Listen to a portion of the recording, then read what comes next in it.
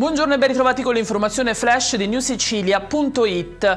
Dopo il divieto del ministro Crosetto sull'utilizzo della base di Sigonella da parte degli Stati Uniti, il governo è pronto a mettere i puntini sulle i. La prossima settimana, infatti, presumibilmente martedì 7 aprile, il ministro della Difesa riferirà in Parlamento sull'utilizzo delle basi militari italiane da parte degli USA.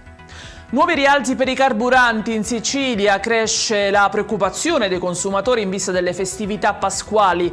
Nell'isola il gasolio self in un solo giorno è aumentato di 0,5 centesimi al litro, mentre la benzina self ha subito un rincaro di 2,9 centesimi al litro. Per Giovanni Lo Schiavo, segretario provinciale della CISAL Catania, la situazione è paradossale per inconcludenza della politica.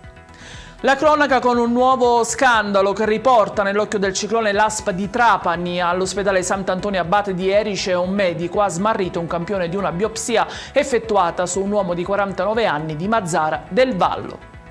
Maxi sequestro al porto di Palermo, un container con oltre 20.000 kg di rifiuti speciali pericolosi e non destinati in Nigeria è finito nel mirino dei funzionari ADM dell'Ufficio delle Dogane di Palermo e dei finanzieri. Il materiale è stato sequestrato.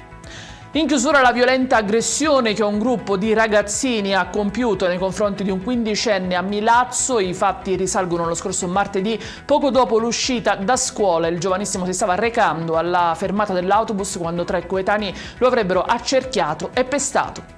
Ed è tutto per questa edizione. Vi ricordo come sempre che i dettagli su queste notizie e molte altre li trovate sul nostro sito e sui nostri canali social. Grazie per averci seguito e a stasera con nuovi aggiornamenti.